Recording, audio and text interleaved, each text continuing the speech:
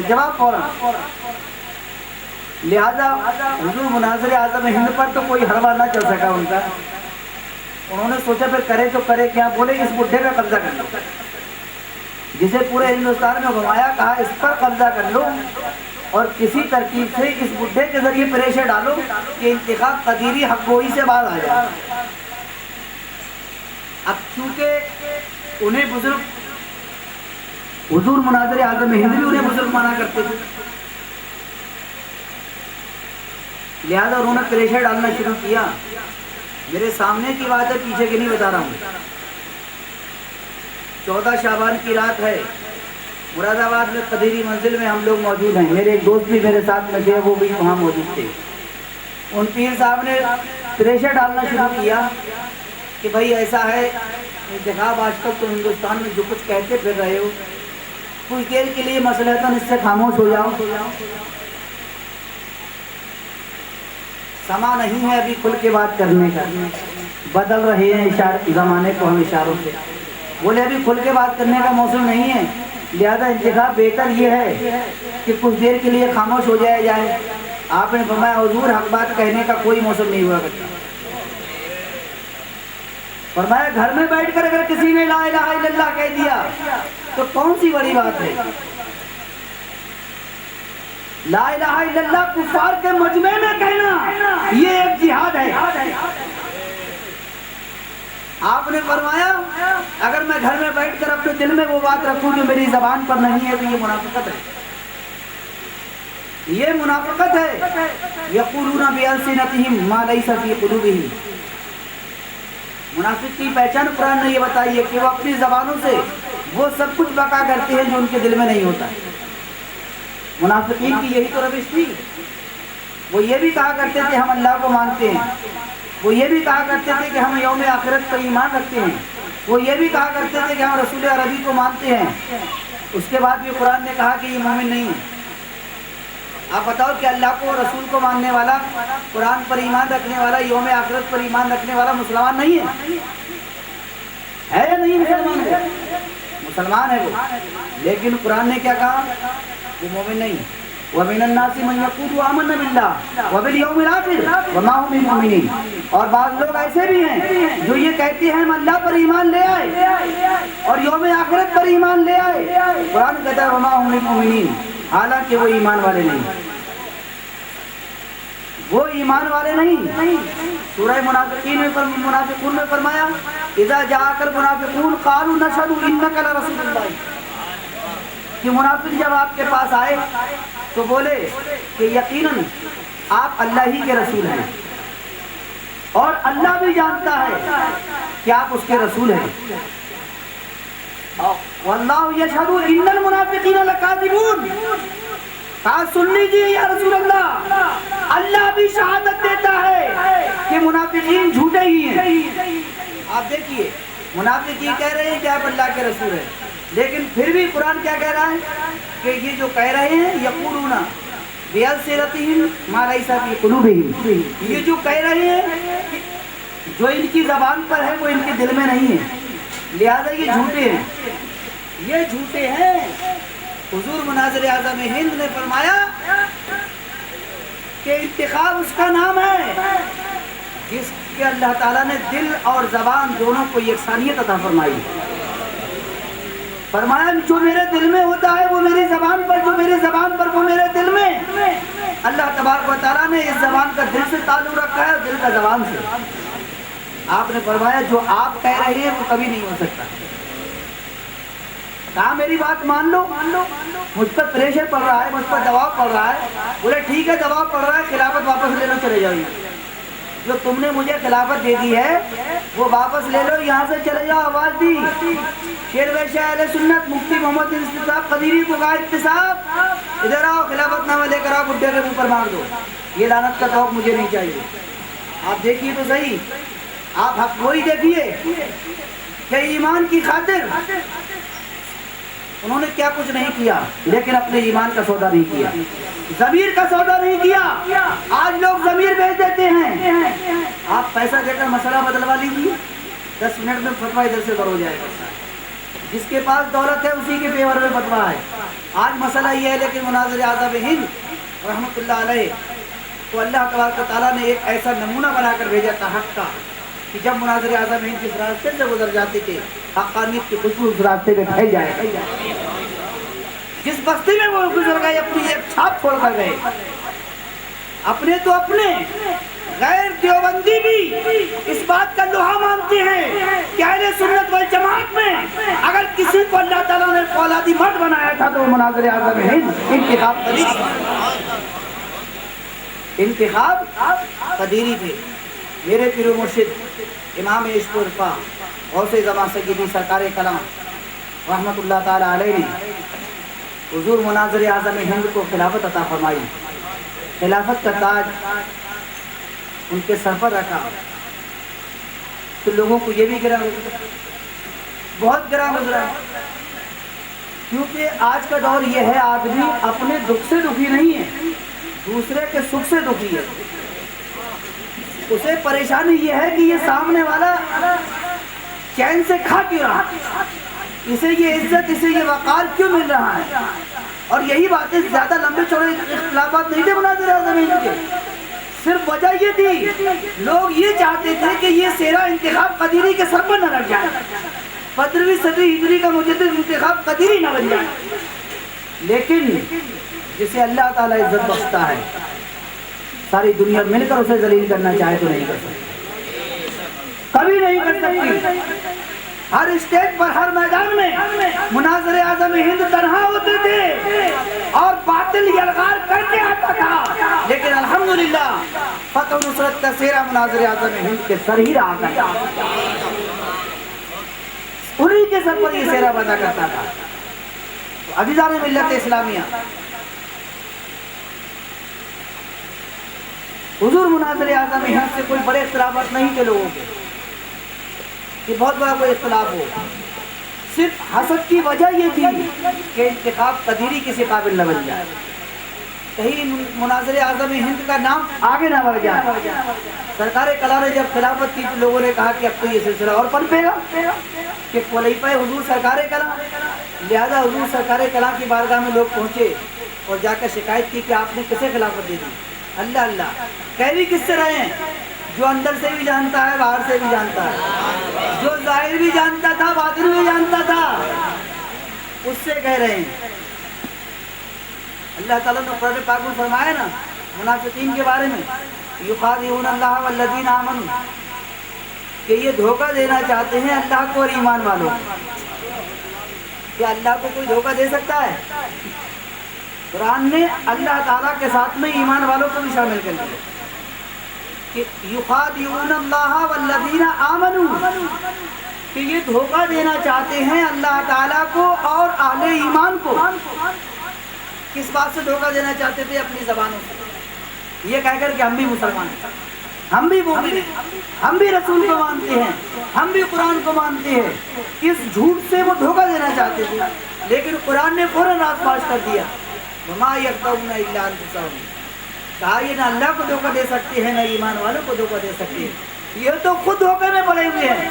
یہ اپنی ذات کو دھوکہ دے رہے ہیں, اپنے آپ کو دھوکہ دے رہے ہیں, جھوٹ بول کر اپنی عاقبت خود تباہ کر رہے ہیں. تو حضرت سرکار کلا جو روشن ضمیر تھے, ارے یہ تو روشن ضمیر بھی نہیں ہے, اسے تو زمین پہ کا بھی نہیں دکھتا, ایسے کر کے دیکھتا ہے, سمجھے. اور وہ روشن زمین تھے, روشن ضمیر تھے. سرکار کلا نے کہا سنو, لوگ دولت دیکھ کر خلافت دیتے ہیں, لوگ آدمی دیکھ کر خلافت دیتے ہیں, لوگ مرید دیکھ کر خلافت دیتے ہیں, ہم نے انتخاب کا دل دیکھ کر خلافت دی. فرمایا ہم نے انتخاب کا دل دیکھ کر خلافت دی ہے اور بہت سوچ سمجھ کر خلافت دی ہے. اس خلافت سے ہمارا نام روشن ہوگا. عزیزان ملت اسلامیہ, رہی بات علم و فضل کی, قرآن پاک کے جتنے بھی ترجمے ہیں, جتنی بھی تفسیریں ہیں, آپ اٹھا لائیے. میں بھی آپ سے کہہ رہا ہوں اٹھا لائیے اور پڑھیے ایک ایک صفحہ صفحہ, اور ان ان پڑھ لوگوں سے آپ پوچھیے گا کہ بتاؤ کون سی تفسیر آپ کی سمجھ میں آئی. اگر آپ کے سامنے کوئی عالم عربی میں تقریر کرنے لگے آپ کیا سمجھیں گے؟ اگر کوئی آپ کے سامنے سنسکرت میں کرنے لگے تو آپ کیا سمجھیں گے؟ آپ کو تو وہ زبان چاہیے جس کے لیے آپ کو ڈکشنری نہ اٹھانا پڑے، جس کے لیے آپ کو لغات تلاش نہ کرنا پڑے۔ حضور مناظر اعظم ہند نے قرآن پاک کی تفسیر اس زبان میں لکھی ہے جو زبان ہمارے گھروں میں بولی جاتی ہے، ہماری بچیاں بولتی ہیں، ہماری بیٹیاں بولتی ہیں، ہماری بیویاں بولتی ہیں۔ یہ قرآن سب کے لیے ہے، مناظر اعظم ہند نے اس کو سب کے لیے بنا دیا، سب کے لیے اردو زبان میں بنا دیا کہ جو بھی اردو زبان جانتا ہے یہ اس کی زبان ہے اور وہ اس قرآن کو سمجھے۔ عزیزان ملت اسلامیہ، خانقاہی زبان اور خانقاہی مزاج میں حضور مناظر اعظم ہند نے قرآن پاک کی تفسیر لکھی ہے۔ آج تو لوگ قرآن پڑھتے ہیں اور تفسیر بالرائے سے کام لیتے ہیں۔ قرآن کی آیت میں اپنی طرف سے جس نے جو چاہا وہ کہہ دیا، جو چاہا وہ وقت دیا، وہ یہ سمجھ رہا ہے کہ دین کا ٹھیکیدار میں ہوا ہے۔ لیکن حضور مناظر اعظم ہند نے ایسا نہیں کیا ہے۔ جہاں بھی کوئی بات کہی ہے کسی نہ کسی بزرگ کا حوالہ دے کر کہی ہے۔ اور سب سے بڑی بات جو ہے یہ Guinness book of world record میں لکھنے کے قابل بات جو حضور مناظر اعظم ہند کی وہ یہ ہے، اردو میں جتنی بھی تفسیریں ہیں تمام تفسیریں اٹھا لو، کوئی تفسیر ایسی نہیں ملے گی جس میں قرآن کی ہر آیت کی تفسیر کی گئی ہے۔ پوری دنیا میں جتنے بھی اردو ترجمے ہیں کوئی کسی ترجمے کے ساتھ میں کوئی اردو تفسیر آپ کو ایسی نہیں ملے گی کہ جس میں ہر آیت کی تفسیر کی گئی ہو۔ حضور مناظر اعظم ہند کی تفسیر کی یہ خصوصیت ہے کہ قرآن پاک کی ہر آیت کی تفسیر فرمائی ہے، ہر آیت کی تفسیر فرمائی ہے۔ اور یہ نہیں کہا کہ فلاں یہ کہتا تھا، فلاں یہ کہتا تھا، فلاں یہ کہتا تھا، نہیں، آپ نے یہ فرمایا صحابی رسول کا قول یہ ہے، رسول کا قول یہ ہے، غوث اعظم کا قول یہ ہے، امام اعظم کا قول یہ ہے، امام شافعی یہ فرماتے ہیں، امام احمد بن حنبل یہ فرماتے ہیں، امام مالک یہ فرماتے ہیں، حضرت غریب نواز یہ فرماتے ہیں۔ جتنا بھی کچھ لے کر چلے ہیں جو بھی میٹر ہے وہ سنیت کا ہے، نزدیت کا نام و نشان ہے۔ سب کچھ سنیت کا خالص خانقاہیت اگر آپ کو کہیں ملے گی تو حضور مناظر اعظم ہند کی تفسیر میں ملے گی۔ آپ ان کی کتاب اٹھا کر دیکھ لیجئے، ان کی نعتیں اٹھا کر دیکھ لیجئے۔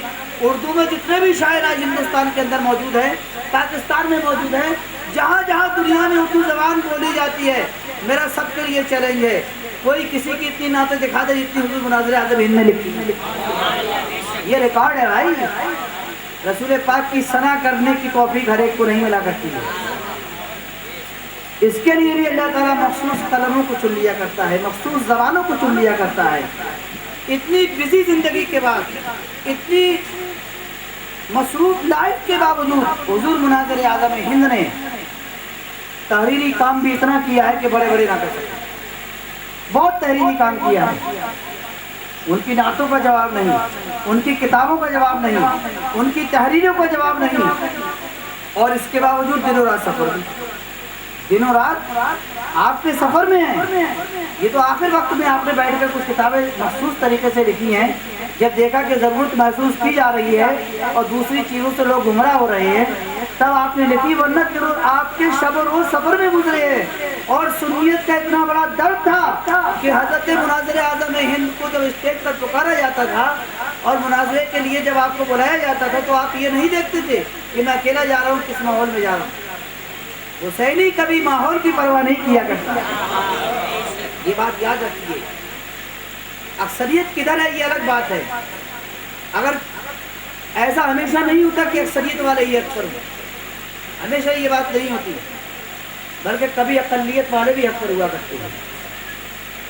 فیصلے جنگ کے تلوار سے کب ہوتے ہیں، یہ تو سب عظمتیں کردار کے ڈھب ہوتے ہیں، اور جھوٹ کے ساتھ تو ہے لاکھوں کا لشکر بیکار، اہل حق ہو تو 72 بھی غضب ہوتے ہیں۔ آپ کرب و بلا کے میدان میں دیکھ لیجئے، اکثریت کس طرف تھی اور اقلیت کس طرف تھی، لیکن اقلیت پھر بھی حق پر تھی، اقلیت پھر بھی حق پر تھی، اور اسلام تو اقلیت سے شروع ہوا ہے۔ تمام انبیاء کرام کی لائف کو آپ اٹھا کر دیکھ لیجئے، بعض نبی تو ایسے ہوئے ہیں کہ ان کا کوئی امتی نہیں ہوا، وہ صرف اپنا کلمہ پڑھنے والے آپ تھے۔ بعض کے چند ماننے والے، بعض کے ہزاروں، بعض کے 2-4 ہزار، بعض کے 10-20 ہزار، بعض کے 50 ہزار، بعض کے لاکھوں، اس سے اوپر تعداد نہیں گئی۔ ہمارے نبی جب تشریف لائے تو ہمارے نبی کے بھی ماننے والے شروع میں چند لوگ تھے۔ یہ ایک اقلیت تھی جو مکے میں تھی، اور یہ اقلیت کو مکے والوں نے اتنا مجبور کیا، اتنے ظلم ڈھائے کہ ہجرت کرنے کے پر نبی صلی اللہ علیہ وسلم مجبور ہو گئے، اور اللہ تعالیٰ نے بھی اپنے حبیب کو ہجرت کرنے کا حکم دے دیا کہ حبیب اب ہجرت کر کے مکے سے مدینے چلے جاؤ۔ سمجھے؟ اکثریت ہمیشہ اقلیت پر ظلم کرتی ہے۔ نبی صلی اللہ علیہ وسلم ہجرت کر کے تشریف لے گئے، مکے میں پہنچنے کے بعد میں یہی اقلیت اکثریت میں بدلنا شروع ہو گئی۔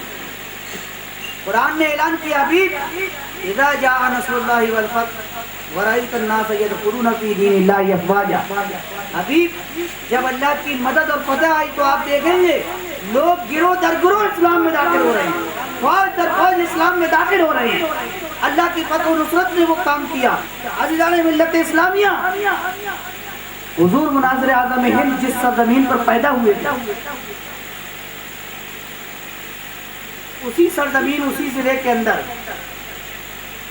وہابیوں کا بھی ایک بہت بڑا عالم تھا، منظور نعمانی۔ یہ سنبھل کا رہنے والا تھا۔ سنبھل مراد آباد میں ایک تحصیل ہے، یہ سنبھل کا رہنے والا تھا، لیکن اللہ تعالیٰ کا فضل و کرم دیکھیے کہ کبھی اس نے حضور مناظر اعظم ہند سے ٹکرانے کی کوشش نہیں کی۔ یہ مناظر تھا، لیکن حضور مناظر اعظم ہند کے سامنے آ کر مناظرہ کرنے کی اس میں تاب نہیں تھی۔ جب بھی اس نے یہ سنا کہ حضور مناظر اعظم ہند آ رہے ہیں، دم دبا کروا گیا۔ پنجاب میں پٹیالہ میں مناظرہ ہونا تھا، حضور مناظر اعظم ہند رحمت اللہ علیہ وہاں تشریف لے جانے والے تھے۔